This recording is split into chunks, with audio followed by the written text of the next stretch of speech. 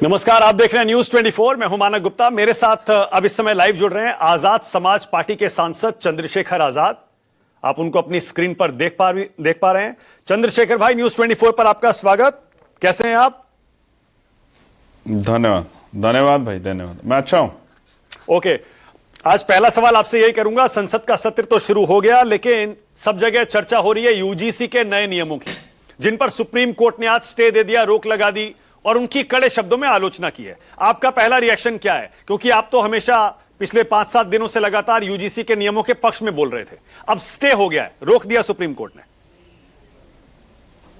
देखिए मानक भाई, मैं तो एक अधिवक्ता हूं और माननीय सर्वोच्च न्यायपालिका का सम्मान करता हूं। तो मैं मानता हूं कि जो फैसला वहां दिया गया है वो फैसला सरकार के कमजोर पक्ष की वजह से हुआ है। अगर सरकार मजबूती से अपना पक्ष रखती और सरकार की कथनी और करनी फर्क नहीं होता तो फिर वहां स्टे नहीं होता। अगर हम फैक्ट रख पाते कि 118% की वृद्धि, और ये प्रयास करते बताने का कि आप ही के द्वारा कहा गया था रोहित वेमुला और डॉक्टर पायल के केस में कि इस पे सख्त कानून जो है बनने चाहिए, तो गाइडलाइन ही बनी है ना। तो अभी तक उस तरह कोई मामला नहीं है। कोई कानून ऐसा नहीं जिसका दुरुपयोग नहीं हो सकता। जब उसका प्रयोग होगा तो उसका दुरुपयोग भी होगा। तो अभी तक तो इस मामले में तो कुछ हुआ ही नहीं था अभी तक, तो फिर किस आधार पर स्टे हुआ? कई बार ऐसा लगता है ना, मेरा पर्सनल व्यू ये है कि जातीय भेदभाव को लीगलाइज कर दिया गया इस फैसले के आधार पर, मैं ये कह सकता हूं। ओ, बहुत बड़ी बात कह रहे हैं आप। आप कह रहे हैं अब जातीय भेदभाव को सुप्रीम कोर्ट ने लीगलाइज कर दिया, कानूनी जामा पहना दिया एक तरह से।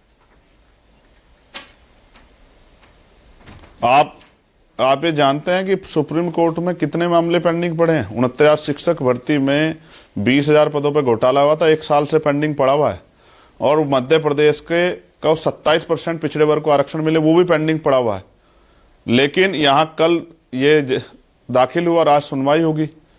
तो जब सुप्रीम कोर्ट जो है, जिनके ऊपर जिम्मेदारी है संविधान की व्याख्या की और न्याय सुनिश्चित करने की, वहां से कमजोर वर्गों के जो मामले जाते हैं वो पेंडिंग पड़े रहते हैं या उन पर निगेटिव ऑर्डर आते हैं। और जहां इस तरह के मामले जाते हैं जिस पे अभी तक कोई मामला ही नहीं आया है, क्या इस यूजीसी गाइडलाइन के बाद कोई एक मामला कहीं दर्ज हुआ है?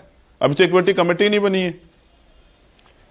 नहीं, आप सही कह रहे हैं। आधार पे माना जाए भाई सही कह रहे हैं, लेकिन मैं सुप्रीम कोर्ट ने जो चिंताएं जताई हैं, मैं उस पर आपकी सीधे सीधे राय जानना चाहता हूं। सुप्रीम कोर्ट ये कह रहा है कि एक तो सबसे पहले ये बड़े अस्पष्ट किस्म के नियम बनाए गए। भाई, जातिगत भेदभाव या जातिगत प्रताड़ना, शोषण कुछ भी हो सकता है। मतलब इतना वेग, इतना खुला, इतना अस्पष्ट तरह का आपने इसका परिभाषा इसकी दे दी है। कोई कुछ भी कह के कुछ भी आरोप लगा देगा, तो दुरुपयोग की सीधे सीधे आशंका है इसमें।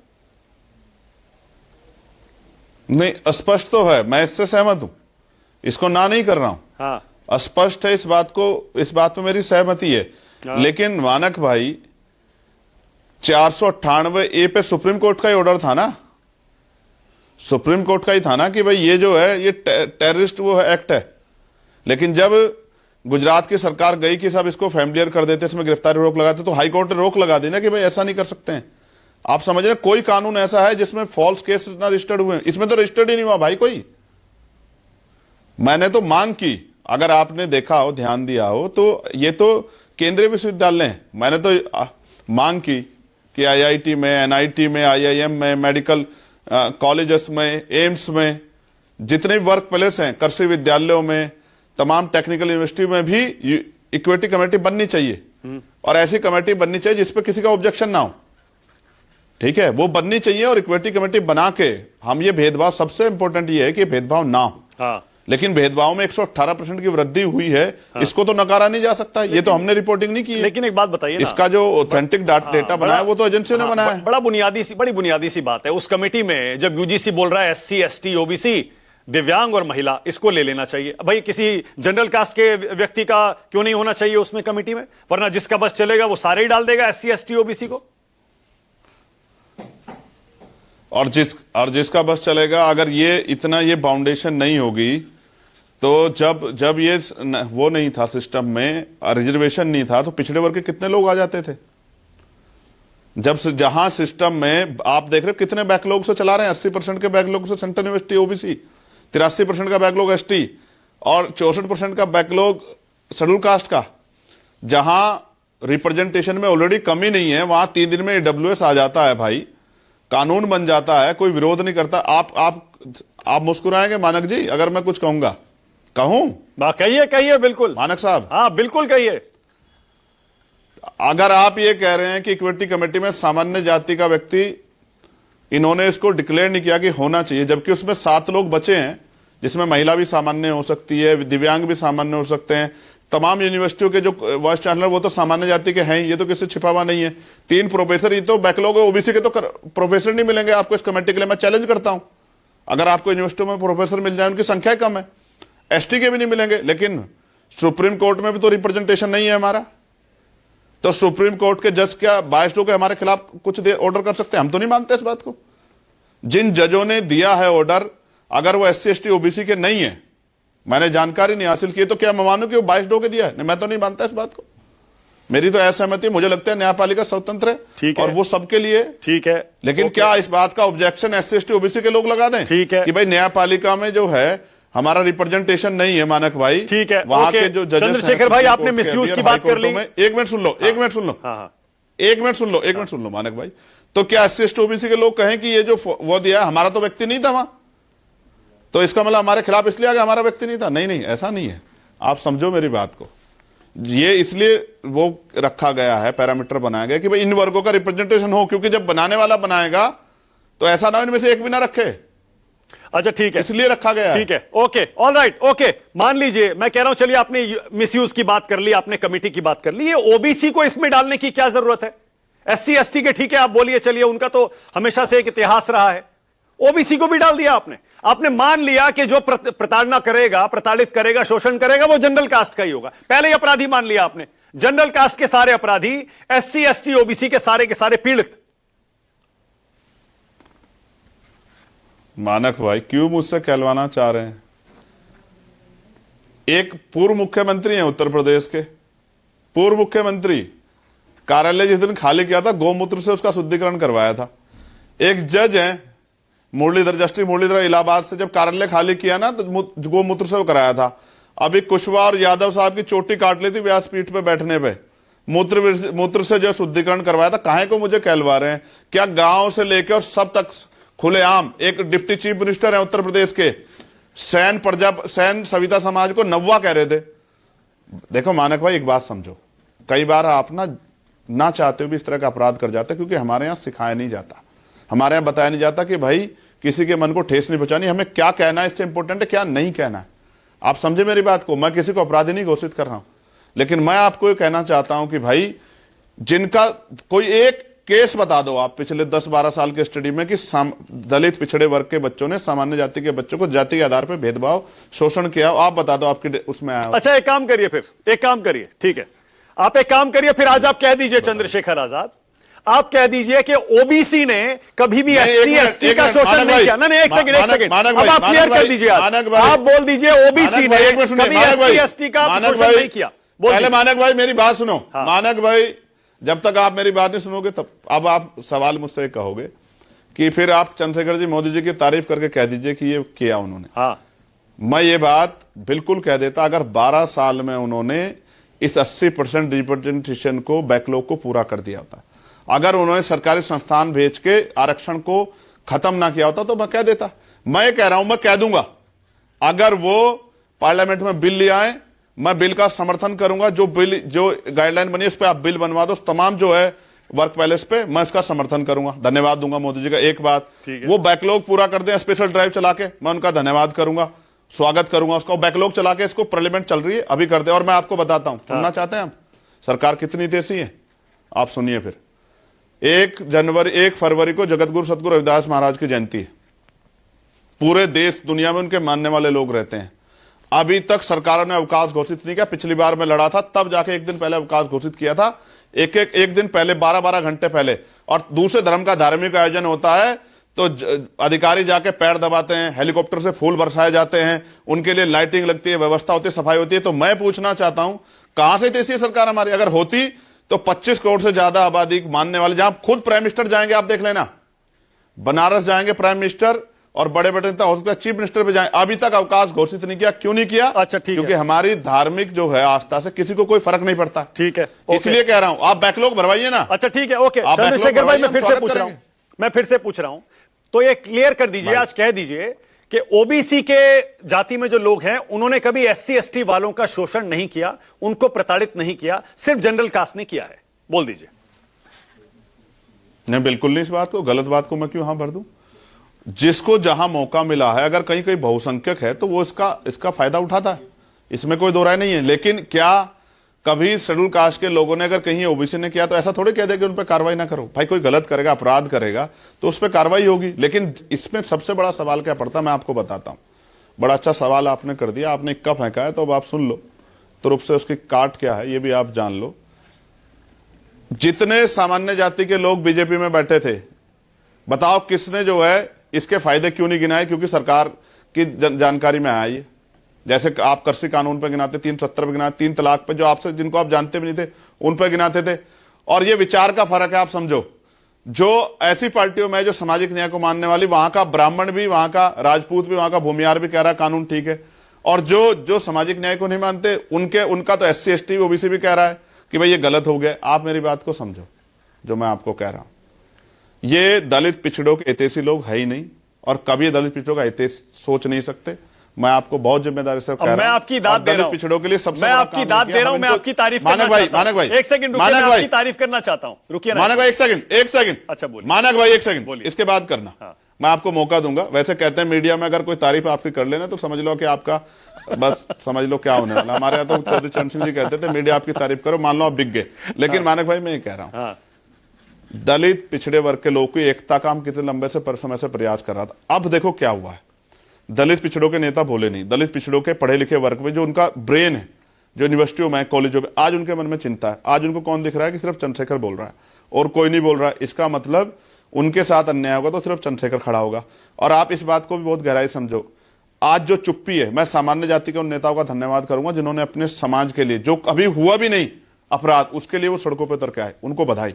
लेकिन जो दलित पिछड़े चुप थे, आदिवासी नेता चुप थे, जो पार्टियां चुप थी और उनके सामाजिक न्याय की बात करते, उनसे भी ये पढ़ा लिखा समाज अब जवाब मांगेगा, उस सवाल खड़ा करेगा कि भाई आप कैसे हमारे नेता हो? जब हम पे मुसीबत आती है तब तो भाग जाते, तब तो चंद्रशेखर रहता है, और जब वोट की बारी तो आप आ जाते हो हाथ जोड़ के कि भाई हम आपके साथ हैं, हम आपके साथ हैं, हम साथ आपके। ठीक है, बहुत बढ़िया, मीठा सही कह मीठा रहे हैं, गप गप, बिल्कुल सही कह रहे हैं खारा आप, खारा बिल्कुल थू सही थू। कह रहे हैं आप। उन गिने चुने नेताओं में हैं जो खुलकर इस मीडिया में एकता बोल को रहे हैं, बनाने का सारी काम पार्टियों के प्रवक्ता गायब हो गए। हाँ। चंद्रशेखर भाई, एक सेकंड, आप सही कह रहे हैं, मैं आपसे सहमत हूं। सारी पार्टियों के प्रवक्ता, नेता, सांसद, एमएलए सब गायब हो गए आप गिने चुने नेताओं में। लेकिन मैं आपकी तारीफ करना चाहता हूं, आपने दिल खोलकर ईमानदारी से कहा कि एससी एसटी को ओबीसी ने भी दबाया और प्रताड़ित किया, उसका शोषण किया। अगर ऐसा है तो ये यूजीसी के नियमों में, बिना जाने, रुकिए बिना जाने, जो जान गया वो तो भाई मानता है, भाई से ज्यादा। अरे सवाल तो सुनिए, यूजीसी के नियमों में एससी एसटी के साथ ओबीसी को क्लब कर दिया गया है भाई साहब। उधर सिर्फ जनरल कास्ट ही प्रताड़ित कर सकता है। अगर ओबीसी के किसी छात्र ने एससी एसटी छात्र को प्रताड़ित किया तब क्या करेगा वो? आपका सवाल हो गया? हाँ, सवाल हो गया आपका? हाँ, या अभी सवाल रह रहा है जैसे आप रोक रहे थे बीच में? मैं ये कह रहा हूं, कोई अगर अपराध करेगा तो उसके अपराध पे कार्रवाई करने के लिए पूरा सिस्टम है। चाहे वो अगर एससी एससी पे को करेगा, शोषण करेगा, तो क्या एससी एससी पे अगर शोषण करेगा तो कार्रवाई नहीं होगी? आप बताओ मुझे, अपराध नहीं बनेगा? अगर कोई एससी किसी के एससी की हत्या कर देगा या उसको जो है और नुकसान पहुंचा देगा तो कार्रवाई नहीं होगी? मानक भाई, एससी एसटी ओबीसी ये एक ही परिवार है। जो लोग समझ गए हैं वो एक दूसरे के साथ खड़े, जो नहीं समझे हैं वो एक दूसरे पे अन्याय अत्याचार भी कर रहे हैं और मोहरे भी बन रहे हैं। जिस दिन ये समझदार बन जाएंगे कि मंडल कमीशन में कौन इनका विरोध कर रहा था और आज जो है कौन विरोध कर रहा है, ये जो भाईचारे का, मानक भाई बहुत सॉलिड बात बता रहा हूं, ये जो भाईचारा था ना, हिंदू भाईचारा, और ये जो भाईचारा था, क्या नाम, हमें जो है हिंदू राष्ट्र बनाना, कहां गया ये तो एक हफ्ते में दूर हो गया। क्योंकि हिंदू भाईचारा बनाने वाले भाई अपने पिछड़े हिंदू भाइयों के, दलित हिंदू भाइयों के सिर्फ इस आधार पे कि उनके साथ शोषण ना करें, यही लोग, उस पे ये एक गाइडलाइन बनी तो उसी पे भाईचारा खत्म हो गया। प्रधानमंत्री क्या क्या शब्द कह रहे थे, आपने नहीं देखा? हाँ। हिंदू राष्ट्र जिसको कहते हैं, हिंदू अर्ध सम्राट, क्या हुआ उसका? ठीक है, ठीक है, ये सब देश ने देखा कि इस देश में जातियां हैं और जब जिसके ऊपर आंच आती है ना, वो फिर आपने भाईचारे जो भी को जवाब तोड़ के दिया ना, पहले वो हो जाता। आपने आज जो क्यों भी लिख रहे जवाब हैं दिया, कि सवर्णों के खिलाफ है? ठीक है। आज सवर्णों के खिलाफ क्यों लिख रहे हैं? आज क्यों कह रहे हैं हिंदुओं के खिलाफ नहीं है? और ये हिंदुओं के लिए नहीं आया क्या? ठीक है। ये जो पिछड़े वर्ग के हिंदू उनके लिए चंद्रशेखर भाई, आपने जो जवाब दिया ना, आप कहते हो आपने जो जवाब दिया उसको मैं ऐसे समझ रहा हूं, उसको मैं ऐसे समझ रहा हूं। आपने कहा कि अगर कोई ओबीसी वाला भी एससी एसटी छात्र को प्रताड़ित करेगा, उसका शोषण करेगा, जातिगत टिप्पणी करेगा, भेदभाव करेगा, तो एससी एसटी का वो छात्र एससी एसटी एक्ट में उस ओबीसी छात्र के खिलाफ भी शिकायत कर सकता है। यानी यूजीसी नियमों में इसके प्रावधान की जरूरत नहीं है। आप एससी एसटी एक्ट पे भी बात करना चाहते हैं क्या मानक भाई? आपके चैनलों में जो बैठ के वहां ज्ञान फैल रहे हैं और किस तरह की चीजें वो कर रहे हैं कि भाई कोई लड़की को कोई प्रपोज करेगा, एससी और बीसी का लड़का, और वो मना कर देगी तो वो एक्ट लगा देगा। ये इस पूर्वाग्रह से बाहर निकलिए मेरे भाई। 75 साल हो गए आजादी को, अब तो इस पूर्वाग्रह से बाहर निकलिए। आप अपने चैनल पे बिठा के मुझसे कहलाना चाहते हैं कि बीसी के खिलाफ एक्ट की कार्रवाई हो और ये एक विवाद खड़ा हो जाए। आप ये कहलवाना चाहते हैं? ना, बिल्कुल नहीं। मैं सिर्फ ये सुनना चाहता हूं, अगर एससी एसटी छात्र को किसी ओबीसी वाले ने प्रताड़ित किया तो वो क्या करेगा? आप ये क्यों नहीं कह रहे हो? मैं कह रहा हूं, आप ये क्यों नहीं कह रहे हो मानक भाई कि जिसकी चोटी काटी गई थी क्या वो हिंदू नहीं था? जिसके कार्यालय का जो है पूर्व मुख्यमंत्री का गौमूत्र से जो है शुद्धिकरण कराया था, वो हिंदू नहीं था? जिसको व्यासपीठ पे बैठने पे जिसका मुंडन करवाया गया था, वो ओबीसी हिंदू नहीं था? क्यों करवाया गया? क्योंकि जातियों में वर्ण व्यवस्था, फिर जाति व्यवस्था, ऊंच नीच का भाव, ये सब चीजें मौजूद है। अपराध कोई किसी के साथ करे उस पर कार्रवाई के लिए कानून बना हुआ है। और एससी एसटी एक्ट इसे यूजीसी से नहीं डिफाइन होता। ठीक है, वो तो पुराना है। ठीक है, वो तो बहुत पुराना है। अब मुझे बताइए, लेकिन जब एससी एसटी ओबीसी एकजुट हुए तो बहुत बड़ी तकलीफ हुई सब लोगों को। ठीक है, ये सब दिख रहा है। ठीक है। अब मुझे ये बताइए, 2012 के जो नियम थे उसमें ये झूठी शिकायत करने पर सजा का प्रावधान था, वो भी हटा दिया गया। भाई झूठी शिकायत तो कोई भी कर सकता है, बिना किसी डर के कर सकता है। सहमत हूं, बिल्कुल सहमत। हाँ, बिल्कुल सहमत हूं। हाँ, कब ना कर रहा हूं। हाँ, लेकिन तो वो मैं प्रावधान आपसे आना कह चाहिए रहा ना। हूं, गाइडलाइन मैंने थोड़े बनाई है, लेकिन मैं आपको एक बात कह रहा हूं। ईडी का कन्वेंशन रेट पता है आपको क्या है? सीबीआई का लगभग 75% है। 25% मुकदमे में लोग बरी हो जाते हैं। तो सीबीआई के सारे अधिकारियों पर केस कर दो। मैं तो कह रहा हूं हर मामले में, हर धारा के साथ ये कनेक्ट कर दो कि अगर कोई झूठी वो कराएगा, 302 हो, 376 हो, 498 हो, ए हो, या कोई भी हो, 3556 हो, कोई भी हो, 101 हो, अगर कोई भी प्रावधान बना देना गवर्नमेंट कि अगर झूठी कराएगा तो खिलाफ कार्रवाई होगी। कौन मना कर रहा है? मैं कह रहा हूं आपसे, मैं एग्रीड हूं। लेकिन मैं आपसे पूछना चाहता हूं, ये जो ईडी ने इतने मामले दर्ज किए और बाद में कन्वेंशन रेट वो नहीं का, तो ये मीडिया जो डिबेट कर लेती है और तमाम तरह की क्रेडिबिलिटी कराती है, उसको वापस लौटा देगी क्या? ईडी के अधिकारियों पर केस कर दोगे क्या? ठीक है, ठीक है। सीबीआई पे कर दोगे? एनआईए पे केस कर दोगे? अच्छा, आप बताओ, कोई ऐसा मामला बता दो ना एक चीज और जिसमें अगर उसके बाद हो रहा हो। ठीक है, एक चीज और चंद्रशेखर भाई, एक चीज और मैं मानता हूं, देखिए एससी एसटी ओबीसी को आरक्षण भी दिया गया है, ऐतिहासिक तथ्य हैं, एक सेकंड, हमें पता है। सुनिए ना, मानक भाई, एक सेकंड, मानक भाई, अच्छा बोलिए, आप बोलिए। मैं कह रहा हूं हम मानते हैं, ये बात सबको पता है, आरक्षण दिया गया एससी एसटी ओबीसी को, लेकिन ये यूनिवर्सिटी में, कॉलेजों में पढ़ने वाले छात्रों का क्या कसूर है? बच्चों को तो कम से कम पहले से अपराधी मानकर मत चलिए आप। या ये आप ये कहना चाहते हैं कि आजकल के जो बच्चे हैं वो भी इसी तरह के जातिवादी मानसिकता वाले हैं और वो एससी एसटी ओबीसी के छात्रों को प्रताड़ित करते हैं, जातिगत टिप्पणियां करते हैं, भेदभाव करते हैं, बच्चे भी? जवाब दूं? हाँ। एससी एसटी ओबीसी के जो बच्चे हैं, आप ये कहना चाहते हैं कि पूरा सिस्टम ये कहना चाहता है कि वो स्कूल में पढ़ने नहीं जाते, किसी पे आरोप लगाने जाते हैं? क्या उन पे इतना समय है कि वो अपनी पढ़ाई छोड़ के लोगों पे आरोप लगाते फिरेंगे? आप ये कहना चाहता पूरा सिस्टम बैठ के कि एससी एसटी के बच्चे जो है, ओबीसी के बच्चे पढ़ने नहीं जाते वहां यूनिवर्सिटियों में, और आप पढ़े लिखों के बच्चों की बात पूछ रहे हैं? पढ़े लिखे बच्चों की बात यह कि हायर एजुकेशन सेंटर में 118% की वृद्धि हुई है। ये किसने की? कौन है ये लोग? ये नीचे नहीं हुई है, प्राइमरी स्कूल में नहीं हुई है, वो काउंट नहीं होती है। 118% की वृद्धि, पायल तड़वी की संस्थानिक हत्या यही हुई हायर एजुकेशन सेंटर में। रोहित वेमुला की संस्थानिक हत्या यही हुई हायर सेंटर में। डेल्टा मैगवाल और तमाम कितने ऐसे मामले सुप्रीम कोर्ट का आज का जजों ने जो टिप्पणी की वो आपको पढ़ के सुना रहा हूं। नियमों में यह क्यों मानकर चला जा रहा है कि सिर्फ जाति आधारित भेदभाव है? अन्य आधारों पर भी तो उत्पीड़न होता है भाई। जैसे ये जो रेगुलेशन है ये ऐसी स्थितियों में भेदभाव को कवर करेगा क्या जहां जाति पहचान स्पष्ट ना हो? भाई देश के अलग अलग हिस्सों से जब कोई छात्र आते हैं उनके साथ उनके जहां से वो आते हैं उसके आधार पर उनके साथ भेदभाव होता है। याद है आपको? हाँ नॉर्थ ईस्ट का जो बच्चा था हाँ देहरादून में, जिसकी स्थान के आधार पे लिखा है ना, उसमें लिंग स्थान लिखा है ना, उसमें उन्होंने ऐड किया ना महिलाओं को, उसमें उन्होंने ऐड किया ना दिव्यांगजनों को, SC ST के साथ OBC नहीं, को। मेरे ख्याल से स्थान नहीं लिखा है, मैं दोबारा चेक कर लेता हूं, मेरे ख्याल से स्थान नहीं लिखा है। लिखा हुआ है, क्षेत्र लिखा हुआ है, आप पढ़ लो। अच्छा मैं चेक कर लेता हूं, मैं चेक कर लेता हूं।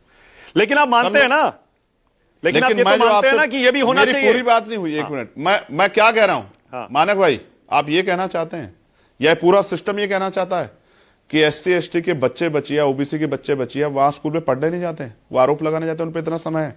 आप इस बात को स्पष्ट करना, आप मुझसे बार बार कहते ना कि अपराधी मान लिया जाए।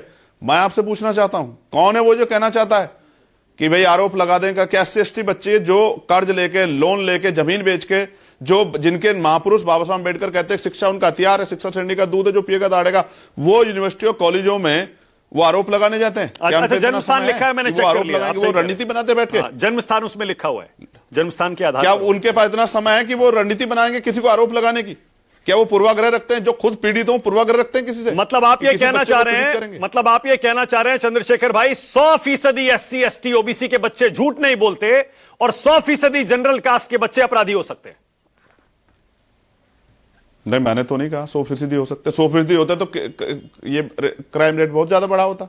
100% जिन्होंने अपना विशेषाधिकार मान रखा, जन्म से अधिकार की, हमें इनको नीचा दिखाना है। अच्छा, आप मेरी बात सुनो, जब कोई कोटे को कोठा बोलता है मानक भाई, तो आप मुझे बताओ कि आप कोठे वाले तो 10% आर्थिक आधार पर आरक्षण छोड़े ना, सामान्य वर्ग पहले छोड़ दे। अगर उसको आरक्षण बुरा लगता है तो छोड़ दे, क्यों नहीं छोड़ सकता है?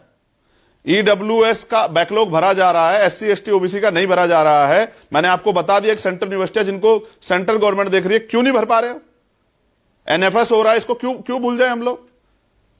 कौन 100% की बात कर रहा है? आप 100% की बात कर रहे हो, मैं तो आपसे पूछ रहा हूं। झूठी शिकायत पर सजा का प्रावधान तो होना चाहिए ना चंद्रशेखर भाई, इतना तो मान लीजिए ना आप। नेचुरल जस्टिस आपके झूठी शिकायत इस मामले में, इस पूरी गाइडलाइन के बाद कोई झूठी शिकायत दर्ज हुई है? पिछले उसमें आप पे कोई डेटा होगा कि 100 झूठी शिकायत दर्ज होगी थी और उन पे 100 पे हमने कार्रवाई कर दी, वापस यूनिवर्सिटी ने कार्रवाई कर दी। सुप्रीम कोर्ट ने आज कहा कि जाति विहीन समाज की दिशा में जो कुछ हासिल किया गया, क्या हम इन नियमों से उससे पीछे नहीं जा रहे हैं?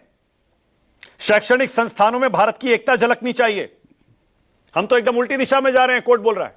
बिल्कुल मानक भाई, 2 मेरी टिप्पणियां हैं। पहली है, इसमें वास्तविकता में होना नहीं चाहिए शैक्षणिक संस्थानों में किस तरह का भेदभाव। उसको रोकने के लिए हमें बचपन से अपने बच्चों में ये भाव पैदा करने पड़ेंगे, किसी के मन को ठेस ना पहुंचाएं। ऐसे शब्दों का प्रयोग, क्या कहना है इससे इंपॉर्टेंट ये है क्या नहीं कहना है, किन बातों से दूसरे के मन में पीड़ा होगी, क्या बातें हमें नहीं कहनी है। दूसरा, इतना बड़ा समाज किस परिस्थिति से लड़के यहां तक आया है, आजादी से पहले उसके क्या हालात थे, उसका क्या रिप्रेजेंटेशन था, आज क्या है, उसने क्या क्या सहा है। इस बात से हमें अपने बच्चों को अवेयर कराना चाहिए प्राइमरी एजुकेशन में।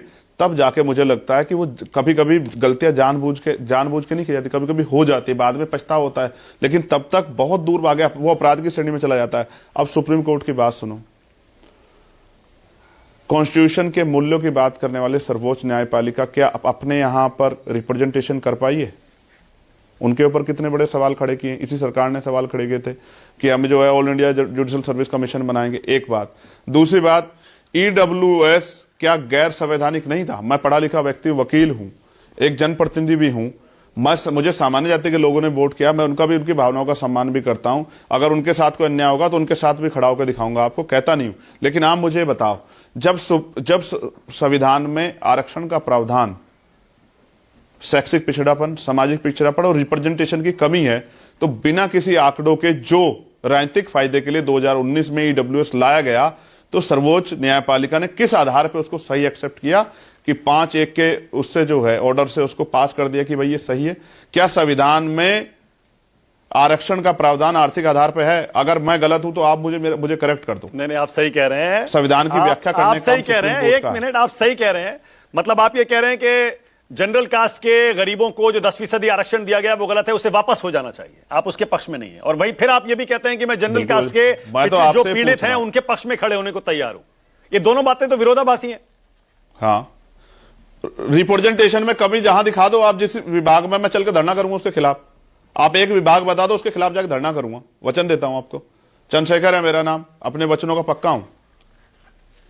एक डिपार्टमेंट बता दो जहां रिप्रेजेंटेशन कम हो सामान्य जाति का, चलिए धरना दूंगा, और ना दिया तो जो आप कहेंगे वो सजा एक्सेप्ट कर लूंगा, वचन दे कहता हूं। चलिए बताइए कौन से विभाग में कम है। आपको पता है सुप्रीम कोर्ट में अभी एक पिटीशन आई है 2-3 दिन पहले सुप्रीम कोर्ट में, जिसमें यह कहा गया है कि जनरल कास्ट में भी कुछ जातियां हैं, मैं नाम नहीं लेना चाहता, उनका राजनीतिक तौर पर प्रतिनिधित्व नहीं है, उनको राजनीतिक तौर पर पिछड़ा घोषित कर दिया जाए। यानी जनरल कास्ट को आप जो कहते हैं कि सारे 80% 70% बैठे हुए हैं, उनमें से कुछ जातियां ऐसी हैं जिनको कोई प्रतिनिधित्व नहीं है। सही है, सही बात है। किसकी जिम्मेदारी है ये? किसकी जिम्मेदारी है ये? आप ये कह रहे हैं, मैं आपको उत्तर प्रदेश की 6 जातियां दिखती है शेड्यूल कास्ट की, 60 नहीं दिखती है, उनका रिप्रेजेंटेटिव ये तो नहीं दिखा किसी को। और पिछड़े वर्ग की कितनी जातियां हैं और कितने एमपी बनते हैं? 3763 जातियां हैं, तो उनमें से कितने 3763 एमपी हैं यहां ओबीसी के? शेड्यूल कास्ट की हजारों जातियां हैं कि हजारों एमपी हैं यहां? ये भैया माफ करो मानक भाई, कसम खा के बैठे हैं कि एससी एसटी ओबीसी को अधिकार नहीं देंगे, कसम खा के बैठे हैं कि एससी एसटी के अधिकारों पे कोई बात आएगी तो उस पर कलम फेरनी है।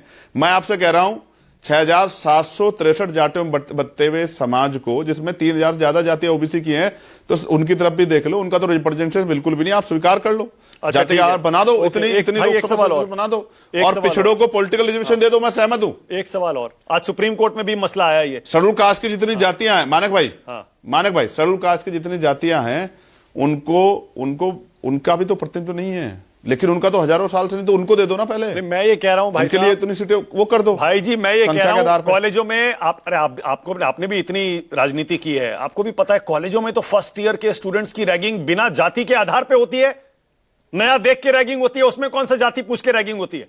तो रैगिंग के लिए नियम होना चाहिए ना। ये जाति आधारित नियमों में सिर्फ एससी एसटी ओबीसी को डालने के लिए क्या जरूरत है? मैं पूछा रैगिंग को आप सही मान रहे हैं? बिल्कुल नहीं। कौन सही मानता है उसे? तो गलत तो गलत ही है ना, गलत तो गलत ही है ना। अरे तो आपको ये कहना चाहिए ना भाई, रैगिंग के लिए बनाइए जिसमें सबको इंक्लूड करिए।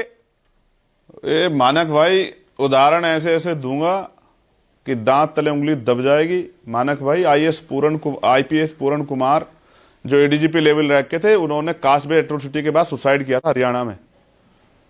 आप बात करते हैं दफ्तरों में होता है जातिवाद, आप कॉलेज की बात कर रहे हैं। कॉलेज भी तो ये घर से मिलता है, ये बताया जाता है आप किस जाति के हैं, आप ऊंचे हैं नीचे हैं। और सुनो, अभी आईएएस टीना डाबी हैं, वो टॉपर रही है अपने बैच की, लेकिन अभी 3 दिन पहले इसी सोशल मीडिया पे उनसे एक गलती हुई, मीडिया ने कह दिया कि मैडम इधर मुंह कर लो, और बच्चे सामने खड़े हुए थे, तो उस पे जो है उनको ट्रोल किया गया कि आरक्षण से जो है ज्ञान नहीं आता। अरे मानक भाई छोड़ो यार, क्यों हमसे कहलवा रहे हो? क्यों इस सच से आंखें फेरना चाह रहे हो? जो बच्ची टॉपर है, आईएएस है, उसको जो है आप जाति के आधार पर कर रहे हैं। आप उसका जाति के आधार पर अपमान इसलिए कर रहे हैं क्योंकि आपको पच नहीं रही है कि वो टॉपर कैसे होगी। मैं कह रहा हूं ये हायर एजुकेशन सेंटर में बैठने वाले लोग, क्या ये घर नहीं जाते? क्या ये अंतरजातीय विवाह को स्वीकृति देते हैं? क्या ये इनका माइंड बहुत ब्रॉड हो गया है? तो फिर इसमें क्राइम क्यों बढ़ रहे हैं? 118% की वृद्धि क्यों हो रही है?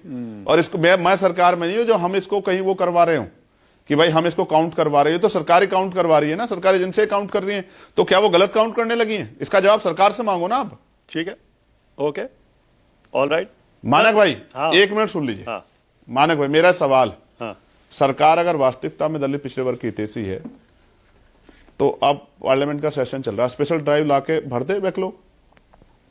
जितने सरकारी संस्थान है उनमें जहां जहां बैकलॉग कमी है, सामान्य जाति का बैकलॉग कम हो, भर दो उसको। मैं कह रहा हूं, बताओ कहां आंदोलन करना है अगर उनका प्रतिनिधित्व कम है। लेकिन इतने कम संख्या के साथ आप इंस्टीट्यूशन चला रहे हो, तो क्या बच्चे वहां पढ़ पाते होंगे? जहां टीचर 10 हैं और क्लासें यहां 20 हैं, तो कैसे जो है वहां अध्यापन का कार्य हो रहा होगा? इतने कम बैकलॉग के साथ जो है, इतने बड़े बैकलॉग के साथ आप कैसे अध्यापन कार्य करा पा रहे हैं? एजुकेशन तो प्रायोरिटी होनी चाहिए ना देश की, हेल्थ सेक्टर तो प्रायोरिटी होना चाहिए ना, न्यायपालिका तो प्रायोरिटी। कितने कितने मामले पेंडिंग पड़े हैं भाई। मैं तो कह रहा नए जजों की नियुक्तियां कर दो, कौन रोक रहा है। मैं सुप्रीम कोर्ट का सम्मान करता हूं। मैं बिल्कुल स्पष्ट रूप से कह रहा हूं कि वहां भले ही SC ST OBC की संख्या कम हो, लेकिन वहां से फैसले वो न्याय सम्मति आएंगे। आप मेरी बात को समझना, ठीक है। भले ही हमारे SC ST के इश्यू को कोई सामान्य जाति के जज सुन रहे हो, मगर हमें विश्वास है कि वो हमारे साथ न्याय करेंगे।